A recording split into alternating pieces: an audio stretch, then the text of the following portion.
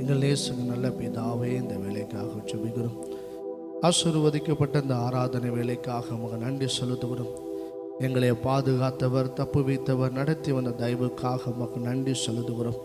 உம்மை ஆராதிக்கும்படியாக, உமக்கு மகிமை செலுத்தும்படியாக, நன்றி செலுத்தும்படியாக இந்த வேலை எங்களுக்கு கர்த்தர் கொடுத்த தயவுக்காக உமக்கு நாங்கள் நன்றி செலுத்துகிறோம். அப்பா, மகிமையின் ஆவியானவர் எங்களோடு கூட இருந்த நேர ஆளுகை செய்வீராக.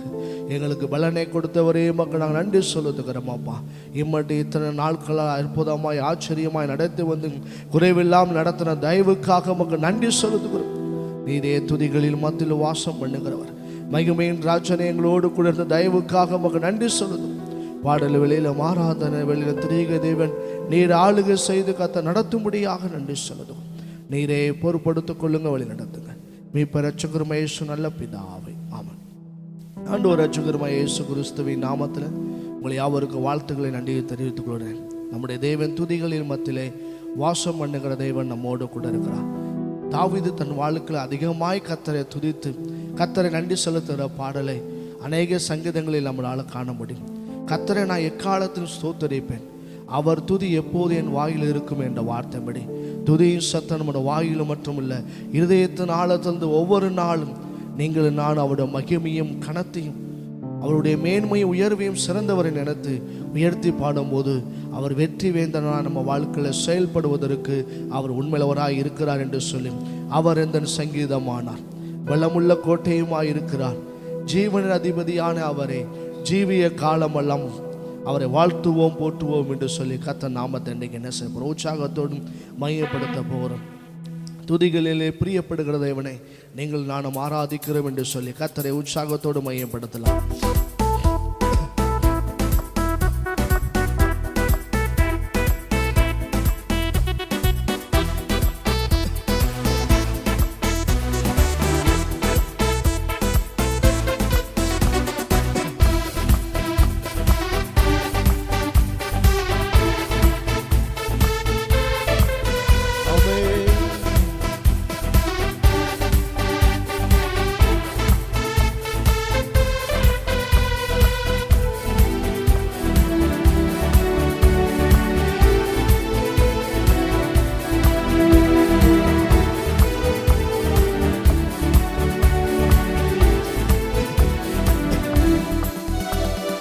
அவர் எந்தன் சங்கீதமானவர், பலமுள்ள கோட்டையுமாம், ஜீவனின் அதிபதியான அவரை ஜீவிய காலமெல்லாம் வாழ்த்திடுவோம்.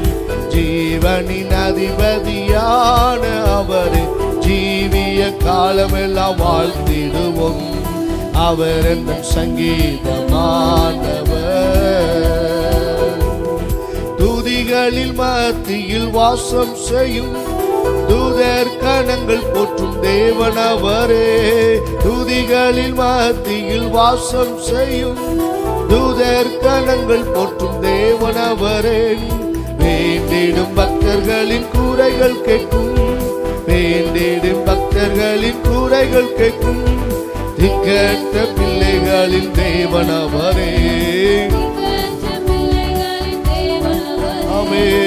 அவர் அந்த சங்கீதமானவர், பலமுள்ள கோட்டையுமாம், ஜீவனின் அதிபதியான அவரை ஜீவிய காலமெல்லாம் வாழ்த்திடுவோம்.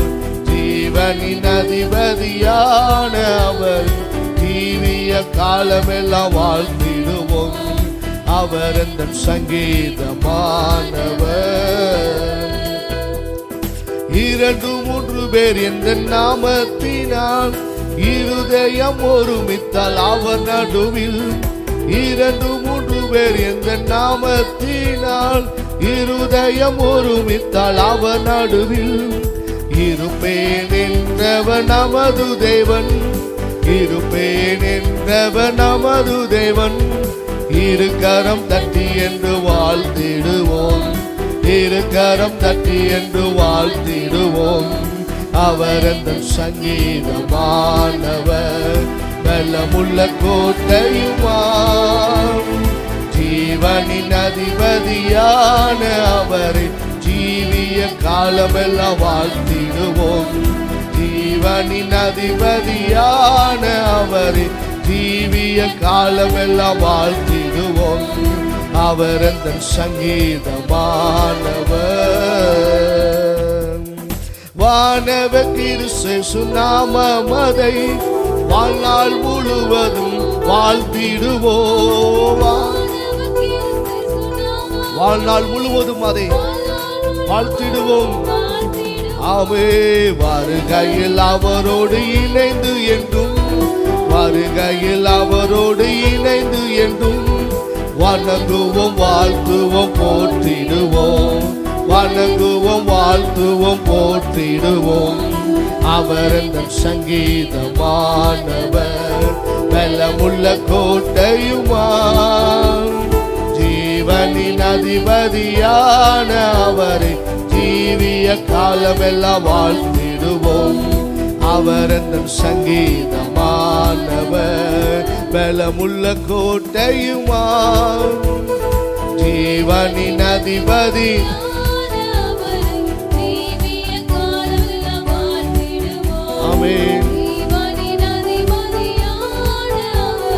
ஜீவிய காலமெல்லாம் வாழ்த்திடுவோம். வானமுமது சிங்காசனம், பூமி உந்தன் பாதப்படி. நாங்கள் உங்கள் தேவ ஆலயம், நீர் தங்கும் தூயஸ்தலம். வானமுமது சிங்காசனம், பூமி உந்தன் பாதப்படி. நாங்கள் உங்கள் தேவ ஆலயம், நீர் தங்கும் தூயஸ்தலம். சகலமும் படைத்த என் தேவா, நீ நித்திய சிருஷ்டிகள். சகலமும் படைத்தவரே,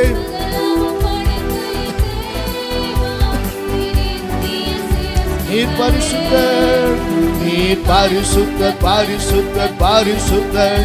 எங்கள் பரலோக ராஜாவே, இந்த வானம் பூமியில் உள்ளோர் யாவும் இந்த நாமத்தை. நீர் பரிசுத்தர், பரிசுத்தர், பரிசுத்தர். எங்கள் பரலோக ராஜாவே, இந்த வானம் பூமி உள்ளோர் யாவும் உந்த நாமத்தை உயர்த்தட்டுமே. பூமி அனைத்திலும் உந்தன் மகிமை நிறைந்து வழிகின்றது. ஆலயத்தில் உந்தன் மகிமை அலை அலையாய் அசைகின்றது. பூமி அனைத்திலும் உந்தன் மகிமை நிறைந்து வழிகின்றது. ஆலயத்தில் உந்தன் மகிமை அலை அலையாய் அசைகின்றதே. துதிகன மகிமைக்கு பாத்திர எல்லா புகழும் உமக்குத்தானே. துதிகன மகிமைக்கு பாத்திர எல்லா புகழும். நீ பரிசுத்தர், நீ பரிசுத்தர், பரிசுத்தர். ஆமென். எங்கள் பரலோக ராஜாவே, இந்த வானம் பூமியில் உள்ளோர் யாவும் உந்த நாமத்தை உயர்த்தட்டுமே. நீ பரிசுத்தர், பரிசுத்தர், பரிசுத்தரே. ஆமென். இந்த வானம் பூமியில் உள்ள யாவும் நாமத்தை உயர்த்தட்டுமே. பரலோகத்தில் உம்மை எல்லாம் யாருண்டு தேவனே. பூலோகத்தில் உம்மை தவிர வேறொரு விருப்பமில்லை. பரலோகத்தில் உம்மை எல்லாம் யாருண்டு தேவனே. பூலோகத்தில் உம்மை தவிர வேறொரு விருப்பமில்லை. என்றும் உம்மோடு வாழ எம்மை உமக்காய் தெரிந்தெடுத்தீ. என்றும் உம்மோடு வாழ எம்மை உமக்காய் தெரிந்தெடுத்தீ. நீ பரிசுத்தர், பரிசுத்தர். ஆமென். எங்கள் பரலோக ராஜாவே,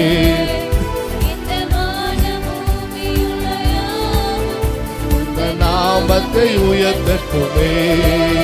நீ பரிசுத்தர் பரிசுத்தர் பரிசுத்தன் எங்கள் பரலோக ராஜாவே. இந்த வானம் பூமியில் உள்ளோர் யாவும் உந்த நாமத்தை நீ பரிசுத்தர், நீ பரிசுத்தர் பரிசுத்தர் பரிசுத்தன் எங்கள் பரலோக ராஜாவே. இந்த வானம் பூமியில் உள்ளோர் யாவும் உந்த நாமத்தை உயர்த்தட்டுமே. அப்படி கண்களை மூடினவர்களாம் துதிகள் மத்தியில் வாசம் பண்ணுகிறது. எங்க 2 பேரும் 3 பேர் நாமத்தில் கூடியிருக்கிறார்கள், அங்க நம்மத்தில் உள்ளாவுகிற தேவன் நம்மோடு கூட இருக்கிறார். ஷத்ராக் மேஷக் ஆபேத்நேகோ மத்தியிலும் அக்கினி சூழலிலும் கர்த்தர் மகிமையாக வெளிப்பட்ட தேவன், 4வது தேவனுடைய சாயலாக வெளிப்பட்ட தேவன். தானியேல் வாழ்க்கையில் சிங்க கைவிலப்படுகிற சூழலில் சிங்கத்தின் கையிலிருந்து சிங்கத்தின் வாயிலிருந்து தேவனாய் கத்து தப்பு வைக்கிற தேவனாயிருந்து ஆராதிக்கிற தேவன் உங்களை என்னை தப்பு வைக்கிறவன், விடுதலை கொடுக்கிறவராய் இருக்கிறார். நம்முடைய இருதயமும் நம்முடைய ஒவ்வொரு அவயங்களும் அவருடைய மகிமைப்படுத்துகிறதாய் காணப்பட வேண்டும். கர்த்தரை நான் எக்காலத்தில் ஸ்தோத்தரிப்பேன் என்ற வார்த்தைப்படி என் உதடுகளுமை துதிக்க ஆண்டவர், என் நாவுகளுமை போற்றும் என்ற வார்த்தைப்படி ஒவ்வொரு நாளும் துதிக்கிற பிள்ளைகள் இருந்து நடத்துகிறார். அவரை உயர்த்த உயர்த்த உயர்த்த அவரை மகிமைப்படுத்த ஆராதிக்க தேவ பிரசனத்தை உணர்கிற பிள்ளைகளா. ஓ நன்றி இயேசுவே, நாங்கள் உயர்த்துகிறோம். ஓ ரபா ஷகலதனா, ஓ நன்றி இயேசுவே, மகிமையாய் வெற்றி சிறந்தவர் எங்களோடு கூட இருக்கிறீங்க அப்பா. நீர் எங்களுக்கு துணையாளராய் இருந்து நடத்தி வந்தவரே நாங்கள் உயர்த்துகிறோம். ஓ நன்றி சொல்லுங்க. உடைய சமூக எங்கள் வாழ்க்கையில ஆனந்தமும் நித்திய பேரின்பம் உண்டு என்ற வார்த்தை உண்மை ஆராதிக்கிறவர்கள் மத்தியில உடைய சமாதானம் உண்டாகட்டும், சந்தோஷம் உண்டாகட்டும், மகிமை ஆளுகை செய்து நடத்துவீராகப்பா. ஓ நன்றி இயேசுவே, உம்மை நாங்கள் உயர்த்துகிறோம் அப்பா. உம்மை நாங்கள் ஆராதிக்கிறோம், நன்றி செலுத்துகிறோம், நன்றி செலுத்துகிறோம். ஹல்லேலூயா, நன்றி இயேசுவே, உமக்கு நன்றி செலுத்துகிறோம். உம்முடைய சமூக எங்கள் வாழ்க்கையில மேலானது, உயிரினால் மேலானதாக இங்கு காணப்பட கர்த்தர் கிருபை செஞ்சவரே உயர்த்துகிறோம். ஓ நன்றி இயேசுவே, உம்மை நாங்கள் உயர்த்துகிறோம் அப்பா. ஓ நன்றி தகப்பனே, உயர்த்துகிறோம். என்னுதடு உம்மை துதிக்கும் ஜீவனுள்ள நாட்கள் எல்லாம். என்னுதடு உம்மை துதிக்கும் ஜீவனுள்ள நாட்கள் எல்லாம். உம் சமூகம் மேலானது, உயிரினும் மேலான. எத்தனை பேர் உண்மையாய் ஆராதிக்க போகும்?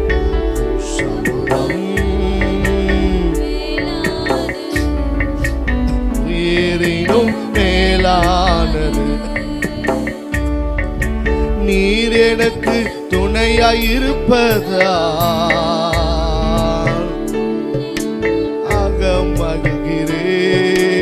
அகமகிழ்கிறேன். நீர் எனக்கு உடைய சமூகத்தில் நாக மகிழ்கிற ஆண்டவரே, நிழலில் தான் நாகம் மகிழ்கிறேன். இறுதி வரை உறுதியுடன் உம்மையே பற்றி கொண்டே தாங்குதையா உமது கரம். இறுதி வரை உறுதியுடன் உம்மையே பற்றி கொண்டே தாங்குதையா உமது கரம். என் உதடு உம்மை துதிக்கும் ஜீவனுள்ள நாட்கள் எல்லாம். என்னுதடு மகிமை நாவியானவர் எங்களை நிரப்பின தயவுக்காக மக்கள் நன்றி செலுத்துகிறோம். ஆமென். என்னுதடு உம்மை துதிக்கும் ஜீவனுள்ள நாட்கள் எல்லாம். என்னுதடு உம்மை துதிக்கும் ஜீவனுள்ள நாட்கள். உம் சமூகம் மேலானது, உயிரினும் மேலானது.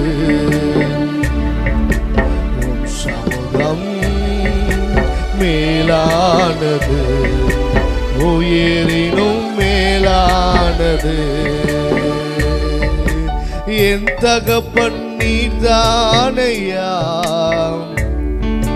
தேடுகிறேன் அதிகம் அதிகம் உண்மையாய் சொல்லி கர்த்தரை மையப்படுத்தலாமே ஆமே தேடுகிறேன் அதிகம் அதிகமா ஜீவன் தரும் தேவநதி வற்றாத நீரூற்று உம்மில் தான் தாகம் கொண்டேன் ஜீவன் தரும் தேவநதி வற்றாத நீரூற்று உம்மில் தான் தாகம் கொண்டேன் என் உதடு உம்மை துதிக்கும் ஜீவனுள்ள நாட்கள் எல்லாம் என் உதடு மகிமை நாவியானவரே முயற்சி ஆமை என் உதடு உம்மை துதிக்கும் என் உதடு உம்மை துதிக்கும் ஜீவனுள்ள நாட்கள் எல்லாம் என் உதடு உம்மை துதிக்கும் ஜீவனுள்ள நாட்கள் எல்லாம் உம் சமூகம் மேலானது உயிரினும் மேலானது உம் சமூகம் நன்றி தகப்பனே முயற்சி மேலானது அறுசுவை உணவு உண்பது போல் திருப்தி தினம் அடைகின்றே அறுசுவை உணவு உண்பது போல் திருப்தி தினம் அடைகின்றே ஆனந்த களிப்புள்ள உதடுகளால் துதிக்கின்றே ஆனந்தம் ஆனந்தமே ஆனந்த களிப்புள்ள உதடுகளால் துதிக்கின்றே ஆனந்தம் ஆனந்தம் என் உதடு உம்மை துதிக்கும் என் உதடு உம்மை துதிக்கும் ஜீவனுள்ள நாட்கள் எல்லாம் என் உதடு உம்மை துதிக்கும் ஜீவனுள்ள நாட்கள் எல்லாம் என் உதடு உம்மை துதிக்கும் ஜீவனுள்ள நாட்கள் என் உதடு மகிமை நாவியானவரே நாங்கள் உயர்த்துகிறோம் ஜீவனுள்ள நாள் என் உதடு உம்மை துதிக்கும் என் உதடு உம்மை துதிக்கும் ஜீவனுள்ள நாட்கள் எல்லாம் என் உதடு ஓரதனவோ சகலவோ மகிமை நாவியானவரே உயர்த்துகிறோம் உம் சமூகம்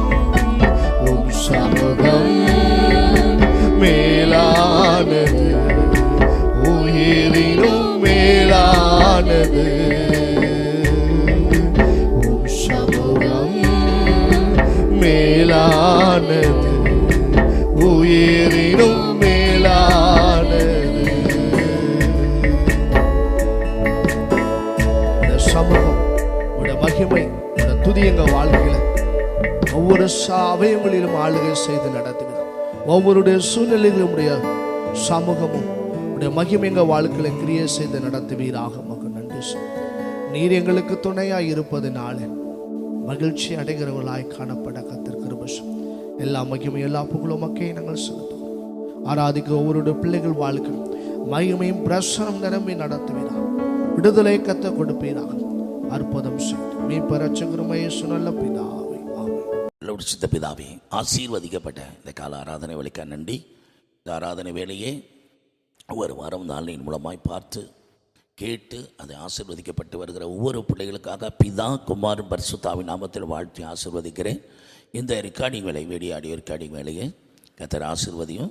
இயற்கை காலசன சாதம் கரடு தடையெல்லாம் கிடைத்து நானே சிறுவனை பெருகவும் முடியாக இதன் மூலம் அநேக மக்கள் கேட்கிற ஒவ்வொரு மேலும் பரிசுத்த ஆவி இறங்கி ஆசீர்வதியும். பாடல் ஆராதனை கேட்டு ஆசீர்வதிக்கப்பட்ட தொடர்ந்து செய்திக்கு உள்ள பாடலையும் கேட்டு ஆசீர்வதிக்கப்படும். ஒப்புக் கொடுக்கணும். எங்களை மறியத்துக்கொள்ளும், நீர் வெளிப்படும்.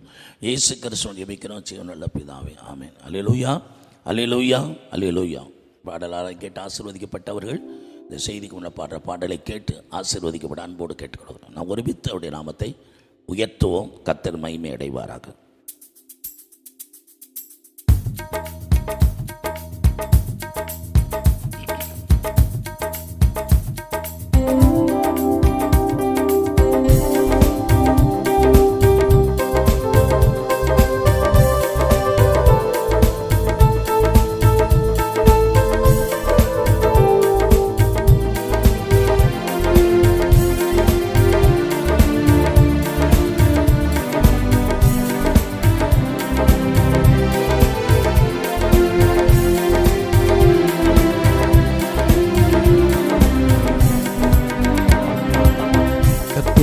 பாடியை போற்றிடுவோமே, கருத்துடன் தூதிப்போம் இனிய நாமமதை. கர்த்தரை பாடியை போற்றிடுவோமே, கருத்துடன் தூதிப்போம் இனிய நாமமதை. கடலின் நாளும் ஒரு கருணையோடு இரக்கம், கரையில்லை அவர் அன்பு கரையற்றதே. கடலின் நாளும் ஒரு கருணையோடு இரக்கம், கரையில்லை அவர் அன்பு கரையற்றதே. இயேசு நல்லவர், இயேசு வல்லவர், இயேசுவை போல் வேறொரு நேசர் இல்லையே. இயேசு நல்லவர், இயேசு வல்லவர், இயேசுவை போல் வேறொரு நேசர் இல்லையே. கொடுமையின் சீரல் பெருவெல்லம் போல அடிக்கையில் மோதிய மதில்களின் மீதே. கொடுமையின் சீரல் பெருவெல்லம் போல அடிக்கையில் மோதி மதில்களின் மீதே. வேலனும் இவ்வேளைக்கும் எளியோக்கும் தீடனா, வெயிலுக்கு ஒதுங்கும் நிழலுமானார். வேலனும் இவ்வேளைக்கும் எளியோர் தீடனாம், வெயிலுக்கு ஒதுங்கும் நிழலுமானார். இயேசு நல்லவர், இயேசு வல்லவர், இயேசுவை போல் வேறொரு நேசர் இல்லையே. இயேசு நல்லவர், இயேசுவை போல் வேறொரு நேசர் இல்லையே. போராட்டம் சோதனை நிந்தை அவமானம் ஓரமாய் வந்தும் கிருபையில் நிலைக்க. போராட்டம் சோதனை நிந்தை அவமானம் ஓரமாய் வந்தும் கிருபையில் நிலைக்க. தேவகுமாரன் விசுவாசத்தாலே ஜீவித்து சேவிக்க திடனளித்தார். தேவகுமாரன் விசுவாசத்தாலே ஜீவித்து சேவிக்க திடனளித்தார். இயேசு நல்லவர், இயேசு வல்லவர், இயேசுவை போல் வேறொரு நேசர் இல்லையே. இயேசு நல்லவர், இயேசு வல்லவர், இயேசுவை போல் வேறொரு நேசர் இல்லையே. கல்லு முள்ளுகள் உள்ள கடின பாதையே, கலக்கங்கள் நெருக்கங்கள் அகமதை வாருத்த. கல்லு முள்ளுகள் உள்ள கடின பாதையிலே, கலக்கங்கள் நெருக்கங்கள் அகமதை வாருத்த.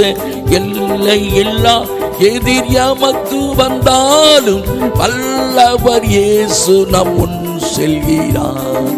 எல்லை இல்லா எதிர் எமக்கு வந்தாலும் வல்லவர் இயேசு நம் முன் செல்கிறார். இயேசு நல்லவர், இயேசு வல்லவர், இயேசுவை போல் வேறொரு நேசர் இல்லையே. இயேசு நல்லவர், இயேசு வல்லவர், இயேசுவை போல் வேறொரு நேசர் இல்லையே. சீயோனை சிறப்புடன் சேர்த்திட இயேசு, சீக்கிரம் வரும், இறைந்து நெருங்குதே. சீயோனை சிறப்போடு சேர்த்திட இயேசு சீக்கிரம் வரும் நாள் நெருங்கி வந்திடுதே. முகமாக காண்போமை அவரை, யுக யுகமாக வாழ்ந்திடுவோம். முகமாக காண்போமே அவரை, யுக யுகமாக வாழ்ந்திடுவோம். இயேசு நல்லவர், இயேசு வல்லவர், இயேசுவை போல் வேறொரு நேசர் இல்லையே. இயேசு நல்லவர், இயேசு வல்லவர், இயேசுவை போல் வேறொரு நேசர் இல்லையே. கர்த்தருடைய நாமம் மகிமைப்பட தொடர்ந்து கர்த்தருடைய வார்த்தை மகிமை அடைவதாக. ஆமென். தொடர்ந்து இந்த எகிப்து டு கானான்ங்கிற தலைப்பில் கர்த்தருடைய வார்த்தையை நாம் தியானித்து வருகிறோம். கடந்த நாட்களிலே நாம் கர்த்தருடைய பிரயாண இஸ்ரேல் ஜனங்கள் எங்கெங்கெல்லாம் போய் பிரயாணத்தில் அவர்கள் தங்கி, அவர்கள் இந்த வனாந்தர பிரயாணத்தில் அவர் தங்குகிற ஸ்தலம், அதுக்குரிய ஆவிக்குரிய அர்த்தங்கள், அது நாம் கற்றுக் கொடுக்கிற பாடங்களை குறித்து தொடர்ந்து நாம் தியானித்து வருகிறோம். முதலாவது இஸ்ரேல் ஜனங்கள் எகிப்தில் ராமசேஸ் வளமான பட்டணத்தில் வாழ்ந்தாங்க. நம்ம ஆண்டவர் சமூகத்தில் நாம் எகிப்தை விட்டு வெளியேறணும்னா சில ஆசீர்வாதங்களை இழக்க வேண்டியது இருக்கும்.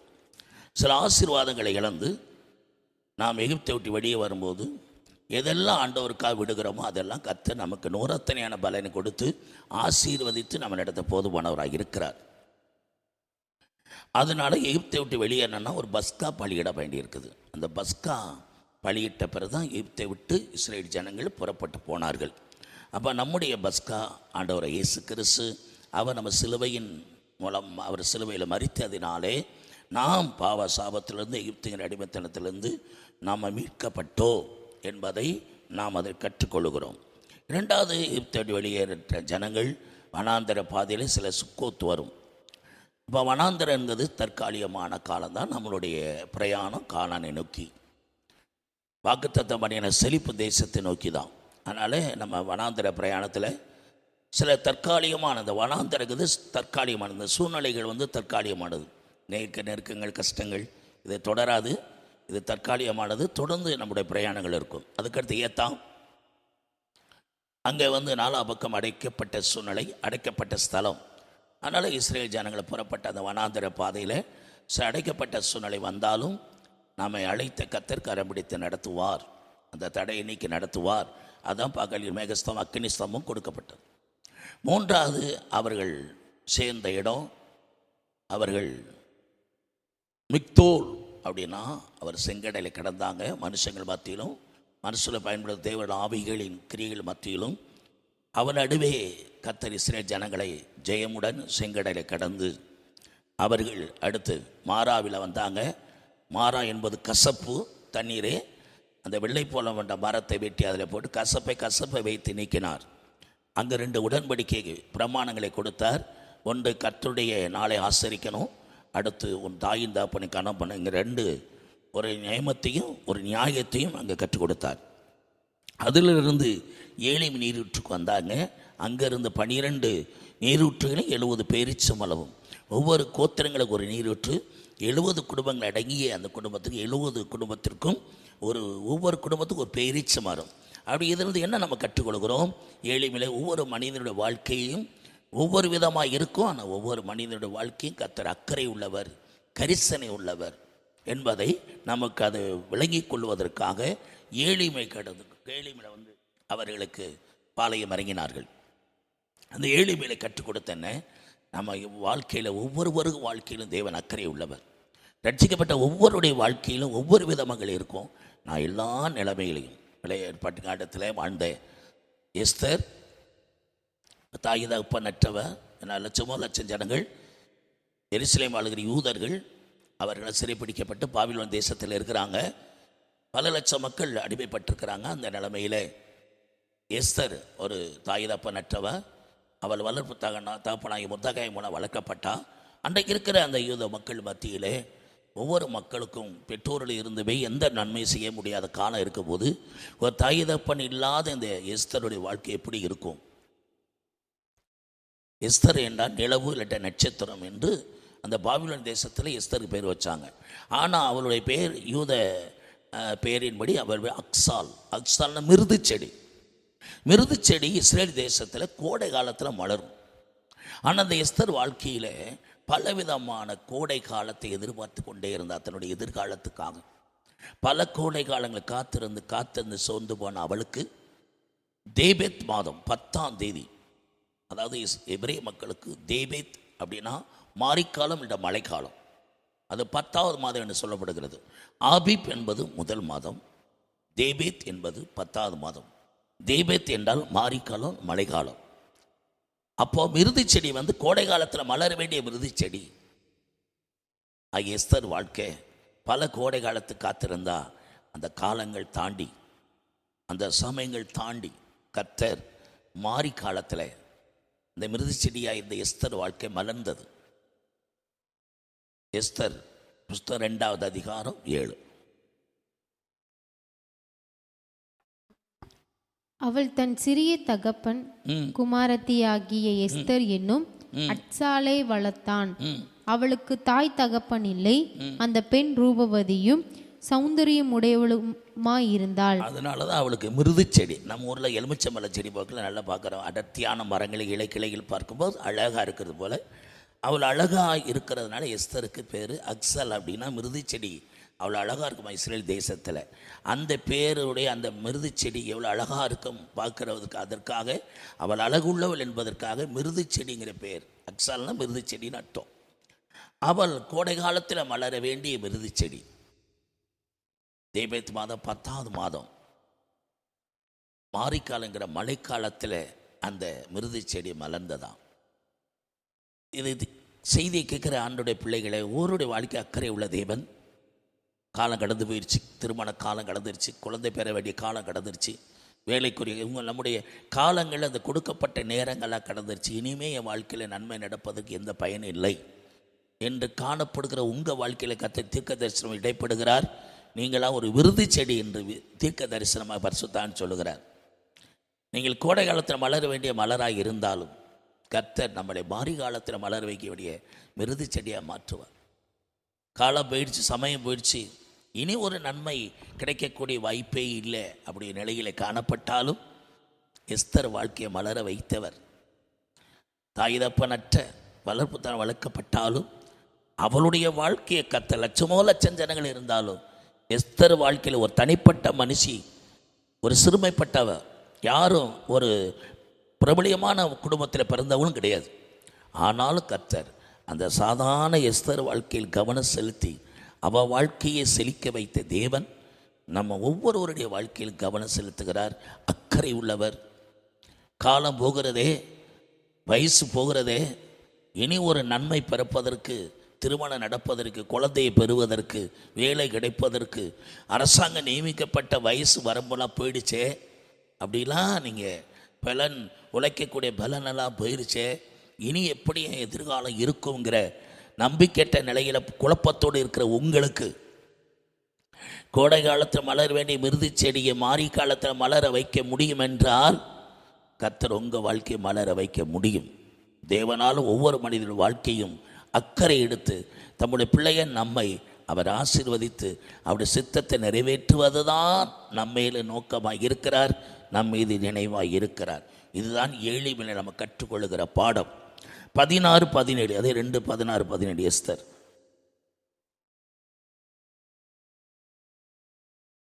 அப்படியே எஸ்தர் ராஜாவாகிய அகாஸ்வேரு அரசாளுகிற 7ஆம் வருஷம் தேபேத் மாதமாகிய 10ஆம் மாதத்திலே ராஜாவினிடத்தில் அரண்மனைக்கு அழைத்து கொண்டு போகப்பட்டாள்.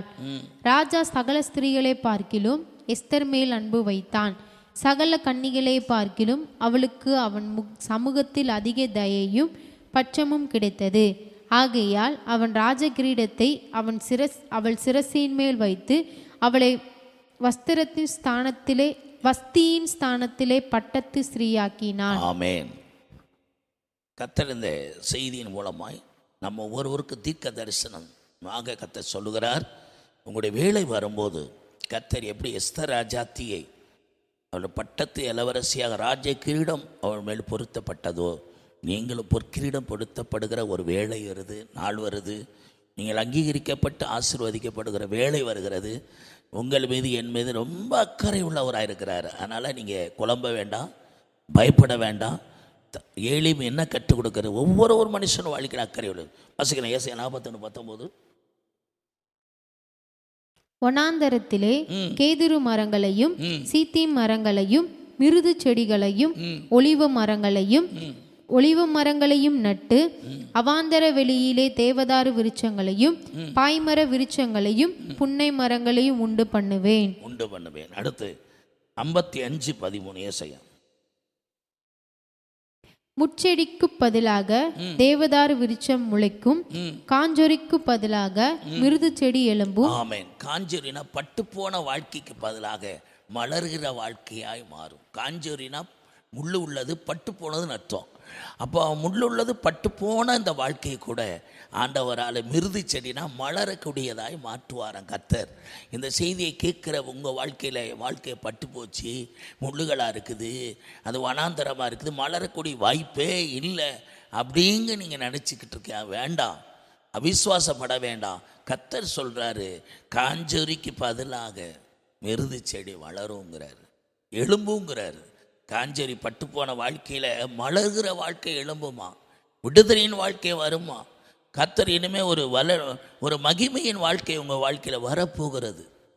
கர்த்தருடைய வேளையில் இந்த செய்தியின் மூலமாக ஒவ்வொருவருடைய வாழ்க்கையும் அக்கறை உள்ள தேவன் நாம் ஒவ்வொருவரையும் ஆசீர்வதித்து உயர்த்த போதுமானவராக இருக்கிறார்.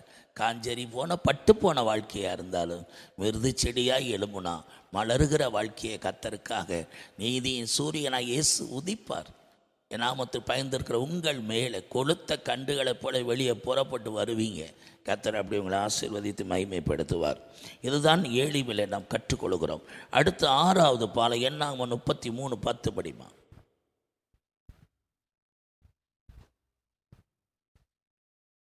ஏலிமிலிருந்து புறப்பட்டு சிவந்த சமுத்திரத்தின் அருகே பாளையம் இறங்கினார்கள். மறுபடியும் சிவந்த சமுத்திரத்தை கடந்தவர்கள் மறுபடியும் சிவந்த சமுத்திரத்தின் வழியாக புறப்பட்டு போகிறார்கள். முதலாவது சிவந்த சமுத்திரத்துக்கு வரும்போது பார்வோனை கண்டு பயந்தவர்கள், முன்னாடி இருக்கிற அந்த பார்வோன் யுத்த தெய்வங்களை கண்டு பயந்தவர்கள், இப்போ கர்த்தர் அதே செங்கடலை கடக்கும்போது மனிதர்களுக்கும் மனிதர்களை பயன்படுத்துகிற அந்த விக்கிரகாவின் கிரியைகளுக்கும் எந்த ஒரு சேதமில்லாமல் பாதுகாத்து நடத்தின அந்த கடந்த கால நடத்தின அற்புத அடையாளங்கள் தேவன் செய்த நன்மைகளை இவங்க கண்டதினால இப்போ மறுபடியும் சிவந்த சமுத்திரத்துக்கு அந்த பாதை வரும்போது தைரியம் வந்துருச்சு அவங்களுக்கு. கடந்த காலத்தில் கர்த்தர் நம்ம வாழ்க்கையில் கடந்து வந்த பாதையில் தேவன் எப்படி நடத்தினாருன்னு நம்ம விசுவாசிக்க நம்ம வாழ்க்கையில் அனுபவங்கள் வர வர இனியும் அந்த சிவந்த சமுத்திரத்தை பார்த்து பயப்பட மாட்டோம். கடந்த காலத்தில் எவ்வளோ பிரச்சனைகள் மத்தியில் கர்த்தர் நம்ம சேதம் இல்லாமல் காப்பாற்றினார். இனி ஒரு சேதம் நமக்கு வராது. கானானுக்குள்ளே போகிற வரைக்கும், பரம கானானை சுதந்திரிக்கிற வரைக்கும் பிரச்சனைகள் வரலாம், அதை நம்ம சேதப்படுத்த முடியாது. இதே இஸ்ரேல் ஜனங்களை மறுபடியும் சிவந்த சமுத்திரத்தை ஏன் கொண்டு வந்தார்னா, அன்னைக்கு பார்வோனை பயன்படுத்துகிற ஆவிகளுக்கு பயந்தீங்க, பார்வோனையே அழிச்சாச்சு, அந்த ஆவியின் வல்லமையும் முறியடிச்சாச்சு. இன்னும் அவங்க பயப்பட மாட்டாங்க. கர்த்தர் நம்ம அந்த இடத்துல செங்கடலை கூறு ஓட்டு நடத்தினார்ல, நம்மளை சேதம் இல்லாமல் நடத்தினார்னு சொல்லிட்டு மறுபடியும் சீன் வனாந்திற்கு இஸ்ரேல் ஜனங்கள் சிவந்த சமுத்திரத்துக்கு வந்த உடனே அவங்களுக்குள்ள ஒரு தைரியம் வந்துருச்சு. இது கேட்குற அருமையான கர்த்தருடைய பிள்ளைகளே, மறுபடியும் 2வது சிவந்த சமுத்திரத்துக்கு கொண்டு வராருன்னா நாம் கடந்து வந்த பாதைகளை நினைச்சு நமக்கு ஒரு தைரியம் வந்துடும். இனிமேல் சிவந்த சமுத்திரத்துக்கு வந்து உங்களுக்கு எனக்கு பயப்பட வேண்டாம். செங்கடலை கூறு ஓட்டு நடத்தினவர் அந்த பார்வோனையும் பார்வோனை ஆவிகளையும் முறியடித்து அது கண்ணெதிர ஒரு ஜெயமாய் மகிமையாக நடத்தின அதே கர்த்தர் இதே சிவந்த சமுத்திரம் பார்த்த இஸ்ரேல் ஜனங்களுக்கு பயன தைரியம் கர்த்தர் அன்றைக்கு அற்புதம் நடத்தினார்ல, அந்த தேவன் நம்ம கூட இருக்கிறார். தேவன் கொடுத்த பாதுகாப்பை விசுவாசித்தவர்கள் இன்றை குறித்து அவர் பயப்பட மாட்டார். அதே போல தான் கடந்த காலத்தில் உங்களை கர்த்தர் எவ்வளோ அற்புதமாக நடத்தினார், இன்னமும் நடத்துவார். தைரியமாக இருங்க. எந்த மனித சக்திகளுக்கும் பிசாசின் வல்லமைகளுக்கும் எந்த பயப்பட வேண்டாம். கடந்த காலத்தை நடத்தினவர் இந்த நிகழ்காலத்திலையும் வருங்காலத்தை நடத்துவார். தைரியமாக பிரயாணப்படுங்க. சரி, அடுத்து 33:11 சீன் வனாந்தரத்திலிருந்து புறப்பட்டு போய் சிவந்த சமுத்திரத்தை சிவந்த சமுத்திரத்தை விட்டு புறப்பட்டு போய் சீன் வனாந்தரத்திலே பாளையம் இறங்கினார்கள். வந்தார்கள். சீன் வனாந்தரத்திலே பாளையம் இறங்கினார் இஸ்ரேல் ஜனங்கள். அடுத்து சிவந்த சமுத்திரத்தில் இருந்து சீனாய் மலை, சீன் வனாந்தரம், யாத்ராமம் 16வது அதிகாரம் 6 12 படிப்பான். அப்பொழுது மோசேயும் ஆரோனும் இஸ்ரவேல் புத்திரர் எல்லாரையும் நோக்கி, கர்த்தர் உங்களை எகிப்து தேசத்திலிருந்து புறப்பட பண்ணினவர் என்பதை சாயங்காலத்தில் அறிவீர்கள். விடியற்காலத்தில் கர்த்தருடைய மகிமையும் காண்பீர்கள். கர்த்தருக்கு விரோதமான உங்கள் முறுமுறுப்புகளையும் அவர் கேட்டார். நீங்கள் எங்களுக்கு விரோதமாய் முறுமுறுக்கிறதற்கு நாங்கள் எம்மாத்திரம் என்றார்கள். பின்னும் மோசே, சாயங்காலத்தில் நீங்கள் புசிக்கிறதற்கு கர்த்தர் உங்களுக்கு இறைச்சியையும் விடியற்காலத்தில் நீங்கள் திருப்தி அடைகிறதற்கு அப்பத்தையும் கொடுக்கையில் இது விளங்கும். கர்த்தருக்கு விரோதமாக நீங்கள் முறுமுறுத்த உங்கள் முறுமுறுப்புகளை அவர் கேட்டார். நாங்கள் எம்மாத்திரம், உங்கள் முறுமுறுப்புகள் எங்களுக்கு அல்ல, கர்த்தருக்கே விரோதமாய் இருக்கிறது என்றான்.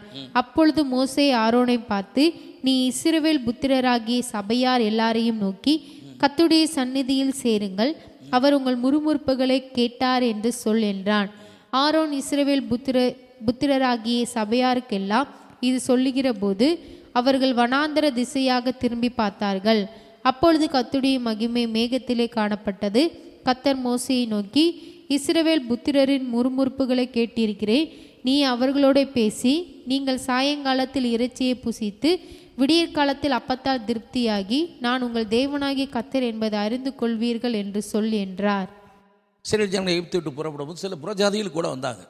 அந்த ஜனங்களை சேர்ந்துக்கிட்டு இவங்க இவ்வளவு தூரம் அற்புதமாக நடத்தி வந்த சுக்கோத்தை தாண்டி, ஏத்தாமை தாண்டி, மாறாவை தாண்டி, ஏழிமையில் வந்து இவ்வளோ அற்புதங்களை செய்த ஆண்டவரை தண்ணி கொடுத்து, பேரிச்ச மரத்தை கொடுத்து எல்லாம் செய்த ஆண்டவரை இப்போ உணவு இல்லை, இறைச்சி இல்லைன்னு முறுமுறுக்குறாங்க.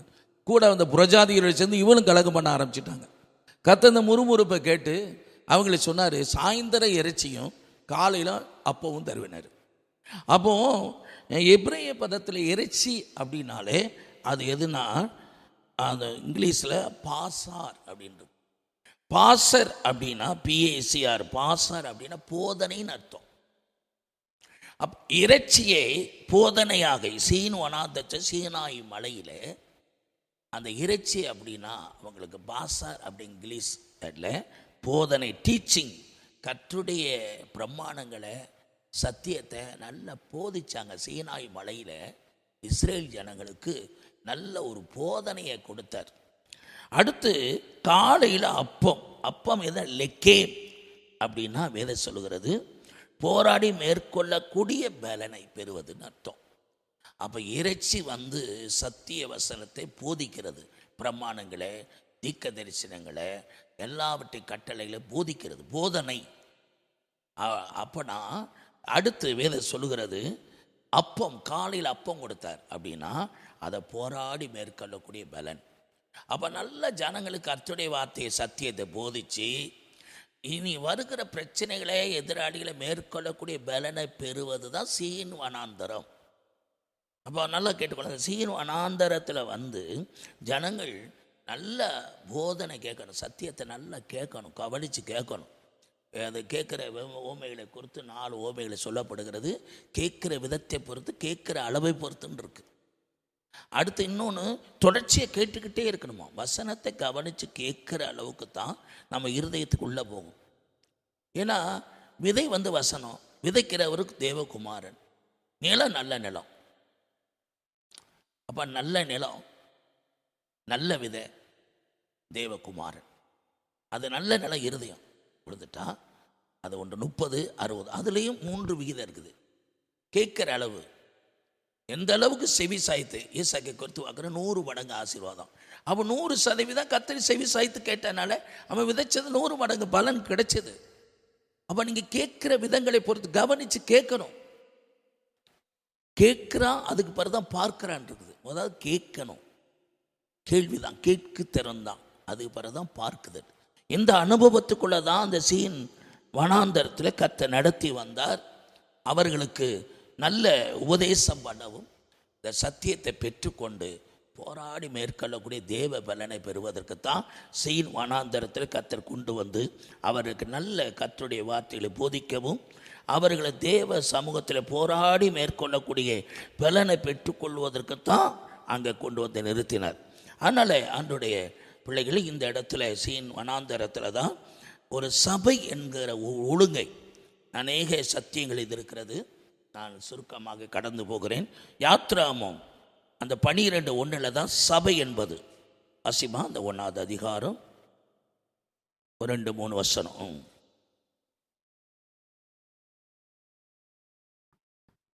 யாத்திரை 12:1. கர்த்தர் எகிப்து தேசத்தில் மோசேயையும் ஆரோனையும் நோக்கி, இந்த மாதம் உங்களுக்கு பிரதான மாதம், இது உங்களுக்கு வருஷத்தின் முதலாம் மாதமாய் இருப்பதாக. நீங்கள் இஸ்ரவேல் சபையார் யாவரையும் நோக்கி, இந்த மாதம் 10ஆம் தேதியிலே வீட்டு தலைவர்கள் வீட்டுக்கு ஒரு ஆட்டுக்குட்டியாக ஒவ்வொருவரும் ஒவ்வொரு ஆட்டுக்குட்டியை தெரிந்து கொள்ளக்கூடும். இந்த ஒரு அதிகாரத்துக்குள்ளே ஒரு வசனத்துக்குள்ளேயே அங்கே ஒரு 6 வார்த்தை இருக்கிறது. யாத்திராம 12:1 இஸ்ரவேல் அப்படிங்கிற வரைக்கும் முதலாவது சபை அப்படிங்கிற வார்த்தை, முதலாவது கர்த்தர், 2வது எகிப்து, 3வது மோசே, 4வது ஆரோன்கிற வார்த்தை வரும், 5 மாதம், 6 இஸ்ரவேல், 7 சபை. இந்த யாத்திராம 12:1 இந்த 7 வார்த்தை அடங்கியிருக்கும். சுருக்கமாக சொல்லி போகிறேன். முதலாவது ஜனங்கள் எகிப்தில் இருந்தாங்க. முதல் கர்த்தர் அப்படின்னா ஆண்டவருடைய திட்டம். முதலாவது கர்த்தரோடு சபை ஒரு திட்டம். கர்த்தரோடு சபை இணைந்திருக்கணும். கர்த்தருடைய சொத்து தான் சபை, அதுதான் அவருடைய சம்பத்து. அதனால் முதலாவது கர்த்தர் அப்படின்னா முதலாவது தேவனாகிய கர்த்தர் உண்டாக்கினது சபை. அவருடைய சுய இரத்தத்தினால் சம்பாத்தியம் பண்ணப்பட்டது சபை. அப்போ கர்த்தர் முதலாவது தம் சபையாகிய இஸ்ரவேல் ஜனங்களை அவர் ஒரு சபையாக, ஒரு கூட்டமாக, ஒரு அமைப்பாக ஏற்படுத்தி வைச்சதுனால சபை என்பது கர்த்தருடைய சொத்து, கர்த்தருடைய திட்டம். கர்த்தரோடு அது இணைந்து இருக்கணும். அது பரலோகத்தின் நிழலாக இருக்க வேண்டும். ரைட். 2வது எகிப்துங்கிற வார்த்தை இருக்கிறது. எகிப்தில் இருள், அடுத்து உபத்திரவம். அப்போ இருளில் இருக்கிற ஜனங்கள் வெளிச்சத்துக்குள்ள வரணும், உபத்திரவத்தில் இருக்க மக்கள் விடுதலைக்குள்ளே கொண்டு வரணும். இதுதான். அப்போ கர்த்தர் முதலாவது எகிப்தில் இருக்கிற ஜனங்களை இருளிலிருந்து வெளிச்சத்துக்கு கொண்டு வந்து உபத்திரத்து மக்களை விடுதலையாக்கினார். விடுதலையாக்கி மோசே 3வது வார்த்தை. அப்போ ஜலத்திலிருந்து எடுக்கப்பட்டவன். அப்போ 3வது நிலை ஞானஸ்நானம் எடுக்க வேண்டும். விடுதலைப்பட்ட விசுவாசி ஞானஸ்நானம். 4வது ஆரோன் என்றாலே அவன் போதகர்னு அர்த்தம். அப்போது நல்ல ஒரு கர்த்தருடைய வார்த்தையை சபைக்கு கீழ்ப்படிந்து கர்த்தருடைய வார்த்தையினால் நடத்தப்பட வேண்டும். அடுத்து அவர்கள் மாதம் அப்படின்னா ஒரு காலம், ஆராதனைங்கிற ஒரு நேரம் இருக்குது. அது கிழமைங்கிறது ஞாயிற்றுக்கிழமை, இடங்கிறது நம்ம சர்ச்சு. அப்போ முக்கியம். அடுத்து அந்த ஆபிப் மாதம் அப்படி சொல்லப்பட்டபடி எந்த மாதம் சபை தொடங்கப்பட்டதுன்னா அங்கே ஒரு மாதத்தை குறிப்பிடப்பட்டுகிறது. அதே போல் கர்த்தரை ஆராதிப்பதற்கு ஒரு நேரம் இருக்கணும். அது கிழமை, அது ஞாயிற்றுக்கிழமை. அடுத்து ஒரு இடம், நம்ம ஆராதிக்கிற இடம்.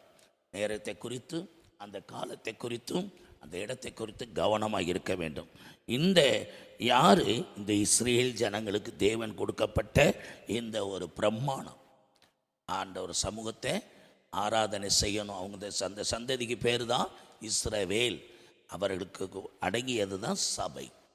இந்த ஒரு 7 வார்த்தைகளுக்குள்ள தான் சபை என்பதை அடங்கி இருக்கிறது. 7 அடங்கினது தான் சபை. அதாவது சபை கர்த்தரோடு இருக்கணும்.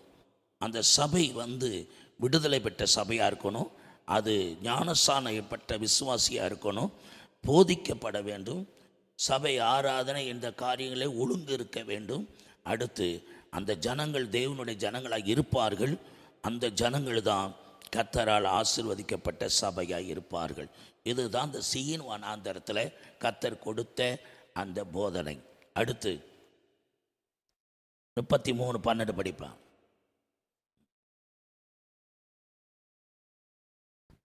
சீன் வனாந்தரத்திலிருந்து புறப்பட்டு போய் தொப்காவிலே பாளையம் இறங்கினார்கள். தொப்கா அப்படின்னா ஆட்டு மந்தை.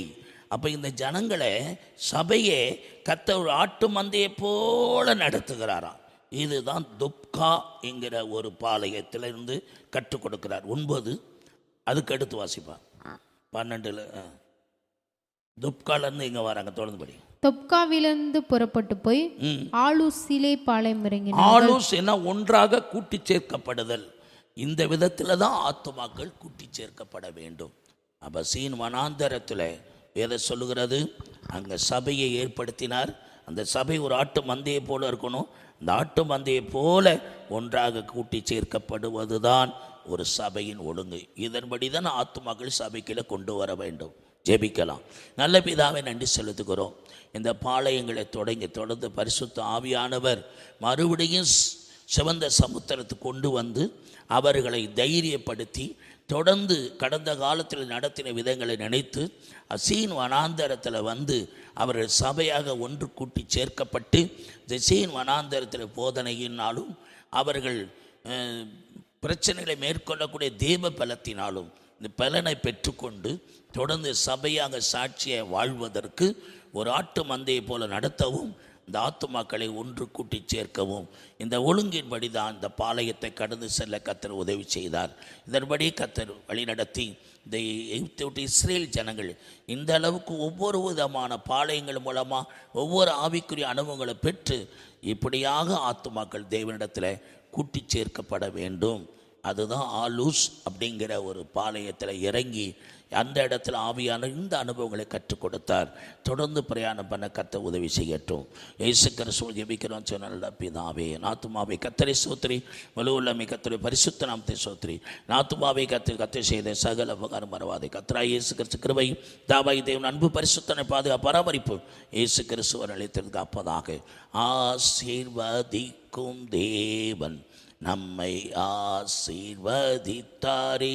துதி ஸ்தோத்திரம் இயேசுநாதா, துதி உமக்கே என்றுமே. ஆசீர்வதிக்கும் தேவன் நம்மை ஆசீர்வதித்தாரே. கர்த்தர் ஆசீர்வதிக்க தேவன் முகத்தை பிரசன்னமாக்க கடவுள். அல்லேலூயா, அல்லேலூயா.